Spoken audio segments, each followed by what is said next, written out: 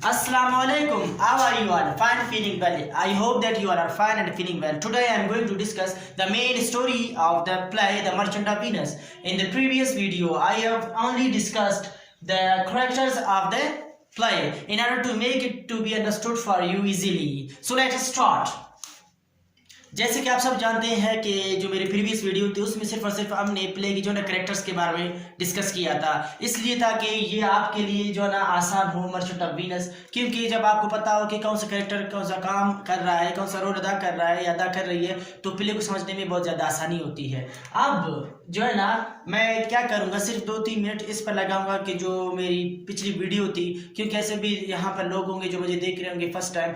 अगर वो मुझे फर्स्ट टाइम देख रहे हैं तो मैं चाहता हूं कि वो जो मेरी पिछली वीडियो थी वो भी देख ले, ताकि इनको समझने में बहुत ज़्यादा आसानी हो। अब मैं सिर्फ शॉर्टली जो है ना बताऊंगा ये कैरेक्टर्स के बारे में, मतलब 1-2 मिनट में। उसके बाद हम मेन स्टोरी की तरफ चलते हैं। देखिए, आपने पिछली बार पढ़ा था शायलाक के बारे में, एंटोनियो के बारे में, बिसेनियो के बारे में, पोर्शा और नेरिसा एंड ग्रेशेनियो के बारे में पढ़ा था। उसके बाद हमने ब्लेरियो के बारे में पढ़ा था और बेल्तासर के बारे में पढ़ा था, लोरेंजो के बारे में पढ़ा था। अब मैं सिर्फ बताऊंगा कि शायलाक हमारे इस प्ले का जो है ना एंटागोनिस्ट है यानी विलन है, और ये एक मनी लेंडर है जो कि यूजुरर है। यूजुरर कहते हैं उस शख्स को जो लोगों को कर्ज दे लेकिन बहुत बड़े पैमाने पर उनसे सूद भी वापस ले। इसके बाद है एंटोनियो। एंटोनियो हमारी जो है ना इस प्ले का हीरो है, और वो एक मर्चेंट है और वो एक काइंड हार्टेड पर्सन है, और साथ में वो एक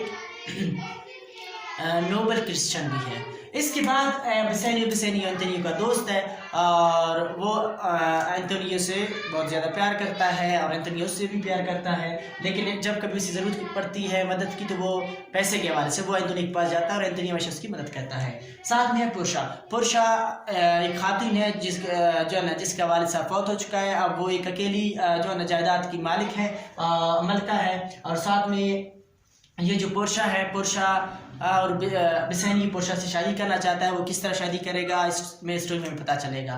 इसके बाद नेरिसा और ग्रेशन और नेरिसा इस पोर्शा के जो है ना वेटिंग मेड्स हैं यानी नौकर हैं। साथ में ये सब ये जो तीनों हैं ये रहते हैं बेलमंट में, जो वीनस के पास एक छोटा सा कस्बा है। लेकिन बाकी ये जो करेक्टर्स हमारे हैं यानी कि शायलाक, एंटोनियो और बिसेनियो ये रहते हैं वीनस में। इसके बाद चलते हैं ब्लेरियो की तरफ। इस एक बार नाम आता है और ये एक काउंसलर है यानी एक लॉयर है, और साथ में बेल्तासर ये पोर्शा जब हमें स्टोरी हम पढ़ेंगे वहाँ पर ये जो है ना ज़रूरत पड़ती है तो ये अपने जो है ना ओरिजिनल आइडेंटिटी को यानी चेंज करता है यानी डिस्गाइज करता है अपने आप को, और वो बेल्तासर बन जाता है। इसके बाद है लोरेंजो शायलाक का दामाद है, जो शायलाक की बेटी है उसने जो है ना इससे शादी की है, इन दोनों ने पसंद से शादी की है। लोरेंजो ये एंटोनियो का भी दोस्त है। अब जिसकी वजह से जो है ना जो लोरेंजो का नाम आखिर में आता है, और इस हवाले से आता है कि वहाँ पर भी एंटोनियो उसके लिए एक रिक्वेस्ट करता है। वो रिक्वेस्ट क्या है वो हमें मेन स्टोरी में पता लग जाएगा। तो चलिए अपना मेन स्टोरी शुरू करते हैं, मेन स्टोरी की तरफ चलते हैं। मेन स्टोरी बहुत इंटरेस्टिंग है और साथ में इंटरटेनिंग भी है, और इसमें सस्पेंस भी है बहुत ज़्यादा। तो चलिए शुरू करता हूँ। जैसे कि हमने किया था कि ये जो बेसेनियो है एक नोबल फैमिली से ताल्लुक़ रखता था, और साथ में इसको जो है ना वालिद तरफ से विरसे में बहुत कम पैसे मिल जाता, लेकिन चूँकि एक लग्जरियस लाइफ गुजारने की जो है ना ये आदी था, जिसकी वजह से इसके पास हमेशा जो है ना काफ़ी पैसे नहीं होते अपनी ज़रूरियात को पूरे करने के लिए। लिहाजा वो फिर कभी कभी एंटोनियो के पास आ जाता था और एंटोनियो भी उसकी मदद करता था। एंटोनियो और बिसेनियो के दरमियान अक्सर ऐसा लगता था जैसे कि वो उन दोनों का एक ही दिल है, उन दोनों का एक ही पर्स है, यानी कि जब कभी भी उसे पैसों की जरूरत पड़ती वो बिला झिझक आता और एंटोनियो से कहता है कि मुझे पैसों की जरूरत है, तो एंटोनियो उसे दे देता और उस पर कोई एहसान भी जाता नहीं था। तो बिसेनियो फिर से एंटोनियो के पास आ जाता है और उसे कहता है कि मुझे कुछ पैसों की ज़रूरत है। क्यों ज़रूरत है आपको पैसों की? क्योंकि वो उसने कहा कि क्योंकि मैं शादी करना चाहता हूँ एक लेडी से जो बेलमंट में रहती है, और मेरी उनसे मुलाकात होती थी जब उनके वालिद साहब जिंदा थे, क्योंकि अब उनके वालिद साहब नहीं रहे, वो फौत हो चुके हैं, और वहाँ पे मैं अभी जो है ना जाऊंगा और इसका रिश्ता मांगूंगा, लेकिन इसके लिए मुझे जो है ना मेरे अभी जो है ना कंडीशन इतनी अच्छी नहीं है पैसे के हवाले से कि मैं अपनी जो है ना लिबास वगैरह या ज़ाहिर जो अपीयरेंस है मेरी उसको थोड़ा सा मेंटेन कर सकूँ। लिहाजा मुझे 3000 डुकेट्स की ज़रूरत है ताकि मैं अपनी ज़ाहिरी शक्ल भी चेंज करूँ, ज़ाहिर शक्ल से मतलब ज़ाहिरी लिबास वगैरह चेंज कर सकूँ, अच्छे लिबास पहनूँ और कुछ जो बाकी अरेंजमेंट्स है वो कर सकूँ। उन सब के लिए मुझे 3000 डुकेट्स की ज़रूरत है। डुकेट्स जिस तरह में यहाँ पर कहते हैं पैसे कहते हैं, रुपए कहते हैं, वहाँ पर है डुकेट्स। तो डुकेट इसलिए उसने कहा था क्योंकि एक से ज़्यादा यानी 3000 डुकेट्स को ज़रूरत थी और इसके लिए वो एंटोनियो के पास आया था। अब एंटोनियो ने कहा तो इस वक्त मेरे पास ये 3000 डुकेट्स तो नहीं है, हाँ मगर एक और तरीका है कि अगर आप थोड़ा सा वेट कर सकते हैं, आप वेट कर सकते हैं। और उसने कहा कि मेरे बहुत से शिप है जो कि लदे हुए हैं जो है ना तिजारती सामान से, अगर वो यहाँ पर पहुँच जाते हैं तो फिर बहुत ज़्यादा पैसा है मेरे पास, मैं आपको दे दूँगा। लेकिन ये जो सैनियो था उसने कहा नहीं ये पैसे मुझे अर्जेंट चाहिए। उसकी एक वजह ये भी है कि क्योंकि अब जिस तरह की मैं ये नहीं चाहता हूँ कि देर हो जाए, ऐसा ना कोई और चला जाए वहाँ पर उससे शादी कर ले, लिहाजा मुझे जल्दी जाना चाहिए। इस तरीके से अगर मैं उससे शादी करता हूँ, सबसे बड़ी बात यह है कि मुझे ये महसूस हुआ कि वो लड़की मुझे पसंद करती है, क्योंकि जब उसके वालिद साहब से मुलाकात करने जाता तो कभी कभी मुझे जो है ना उसे देख कर ऐसा लगता है अगर मैं उसका जो है ना रिश्ता मांगता हूँ तो वो मुझे इनकार नहीं करेंगे, मुझे मायूसी नहीं होगी, यानी वो मुझे मायूस नहीं करेगी, लिहाजा मुझे अब जाना चाहिए। तो उन्होंने कहा अगर बिसेनियो ने जो है ना इस तरह इस्तार किया तो एंथोनी ने देखा अब दोस्त को बहुत ज़्यादा हेल्प की ज़रूरत है और मैं उसकी हेल्प जो है ना कैसे करूं। तो उन्होंने कहा चलो इस तरह करते हैं, चलो हम दोनों चलते हैं जो शाइलॉक के पास। अब शाइलॉक का हमें पता है कि ये दोनों तो बहुत ज़्यादा दुश्मन है एक दूसरे के, लेकिन फिर भी दोस्त की खातिर वो शाइलॉक के पास चला गया और शाइलॉक से कहा कि शाइलॉक हमें जो है ना 3000 डुकेट्स की ज़रूरत है और आप हमें किसी भी सूद पर दे सकते हैं, नो मैटर, अगर आप जितने भी सूद कहोगे हम आपको दे देंगे, लेकिन अभी हमें 3000 डुकेट्स की ज़रूरत हमें चाहिए। तो शाइलॉक अब भैया आपको पता है इसका दुश्मन है, अब इसने सोचा और दिल ही दिल में अपने आप से बड़बड़ा रहा है। अब उनका जवाब नहीं दे रहा है दिल में। अच्छा तो अब मौका है इसे बदला लेने का, ये बंदा मेरे कौम को बुरा बुरा करता है, मेरे कौम पे लानत बेचता है, मेरे कारोबार को और मुझे जलील कहता है, सबके सामने मुझे जलील करता है और मुझे जो है ना यहूदी कुत्ता कहता है, बेकार कुत्ता कहता है, कभी कभी मुझ पर थूकता है, मेरे जो कपड़े हैं उनको ख़राब कहता है, जो यहूदी हैं, यहूदी जो मेरा लिबास है, अगर मैं इसको माफ़ करता हूँ तो लानत हो मुझे। तो अब ये खुद से ऐसे सोच रहा बड़बड़ा रहा है। वहाँ से एंथोनी कहते हैं भाई आप जवाब देंगे शाइलॉक या नहीं देंगे, पैसे देंगे या नहीं देंगे। तो उधर से कहते हैं वो फिर शाइलॉक है, अब देखो मेरी बारी है ना।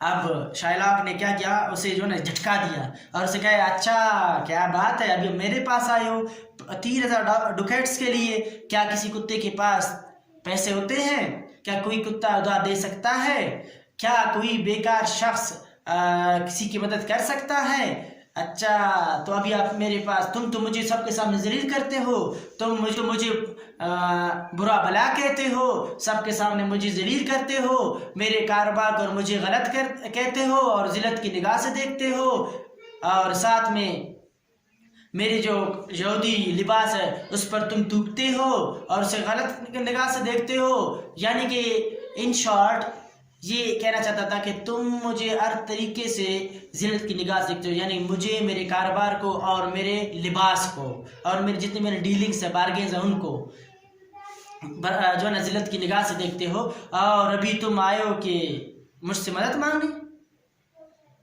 फिर एंटोनियो ने कहा मैं अभी भी तुम्हें दोबारा ऐसा कहने वाला हूँ, मैं दोबारा भी तुम्हें ऐसा ही कहूँगा, मैं दोबारा तुम पर थूकूंगा, मैं दोबारा तुम्हें जो है ना जो डीलिंग्स है उनको गलत कहूँगा। अब ये बताओ कि तुम पैसे दोगे या नहीं दोगे उधार। फिर असल में ये एक मौका था जिसकी तलाश हमेशा से कर रहा था शाइलाक, क्योंकि शाइलाक उससे बहुत ज़्यादा नफरत करता था और हमेशा चाहता था कि किस तरह से अपने रास्ते से मैं उठाऊँ, किस तरह से काम तमाम कर दूँ ताकि जो मुझे इतना जो है ना जलील करता है वो मेरे जो है ना सामने से रास्ते से हट जाए। साथ में एक और भी इसका फ़ायदा है कि हमेशा मेरे लोग इसके पास जाते हैं जो है ना उधार लेने के लिए, और मेरा कारोबार डाउन होता जा रहा है, क्योंकि उसका कारोबार का जरिया यही था कि लोगों को जो है ना उधार भी देता था, लेकिन एक शर्त पर, अगर वो सूद देते थे बड़े पैमाने पर, और उसी सूद से जो है ना उसने बहुत ज़्यादा माल उधर इकट्ठा किया था और वो बहुत अमीर बन गया था। अब वो डिस्टर्ब था दो तरीक़ों से। एक तरीका ये था कि उसका कारोबार ख़राब हो रहा था, दूसरा तरीका ये था कि ये उसे फिर सबके सामने जलील भी करता था। तो लिहाजा यही मौका था, उसने कहा चलो इसके लिए मैं एक जाल बिछाता हूँ। अब वो खुद उसने देखा कि अब ये मेरे हाथों में आ गया है, लिहाजा कैसा ऐसा क्या करूं कि इससे मैं बदला ले लूं। तो उसने कहा यार चलो इस तरह करते हैं, मैं तुम्हें जो है ना एंटोनियो तुम हमेशा भड़कते हो, मैं तो वैसे कह रहा था, मैं तो अब तुमसे दोस्ती करना चाहता हूँ, जो है ना तुम्हारा एतबार हासिल करना चाहता हूँ। इस तरह करते हैं कि तुमसे मैं जो है ना सूद नहीं लूँगा और तुम्हें उधार दे दूँगा। इसी तरह अगर कोई ऐसी कोई बात करे, ऐसी कोई बात करे जिसकी आप एक्सपेक्ट ही ना करें, तो आप सरप्राइज हो जाते हो। बिल्कुल एंटोनियो सरप्राइज हो गया, और सरप्राइज इसलिए हो गया क्योंकि उन्होंने कहा, ये जो शाइलाक था उसने कहा कि भाई मैं आपको उधार दूंगा लेकिन विदाउट एन इंटरेस्ट। तो वो सरप्राइज हो गया एंटोनियो कि यार ये तो उसका कारोबार का जरिया, ये हमेशा किसी को माफ़ नहीं करता और मैं उसका दुश्मन हूँ, आज मुझे कैसे। तो फिर इसने दोबारा यही बात की शाइलाक ने कि मैं आपको अब बिल्कुल आपसे सूद नहीं लूँगा, आपको उधार दे दूंगा, लेकिन एक काम करना पड़ेगा आपको। वो काम क्या है? वो काम ये है कि आपको मेरे साथ आना होगा, हम चलते हैं किसी लॉयर के पास, वहाँ पर एक बॉन्ड पर यानी कि जो एग्रीमेंट, बॉन्ड मीन्स एग्रीमेंट पर आपने एक जो है ना साइन करनी पड़ेगी आपको। वो उसमें क्या लिखा होगा उस एग्रीमेंट में? वो ये लिखा होगा कि अगर एंटोनियो ड्यू डेट पर ये पैसे वापस नहीं कर सकता तो शाइलाक को इख्तियार है, वो उसके जिस्म से कहीं से भी किसी भी पार्ट से 1 पाउंड फ्लैश काट सकता है, उसे बिल्कुल इख्तियार है।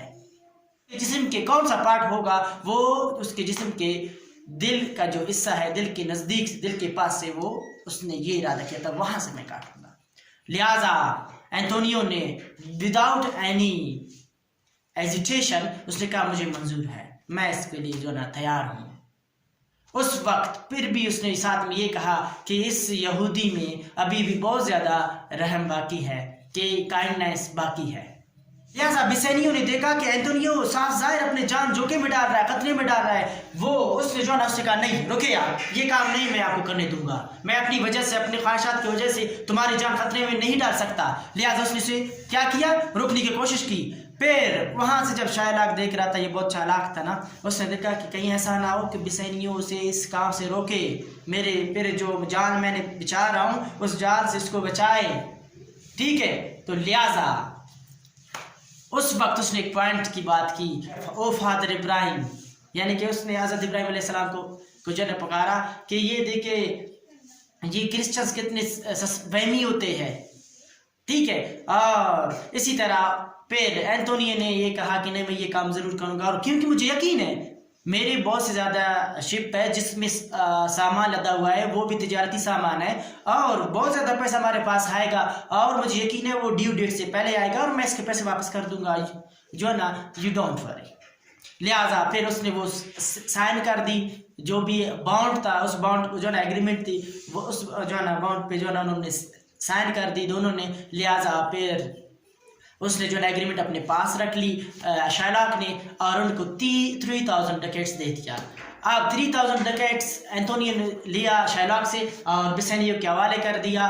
उसका जाओ हाफ उसे जो है ना बेस्ट विशेस कहा, उसे सी ऑफ कर दिया, किसको, बिसेनियो को। फिर बिसेनियो यहाँ से चला गया।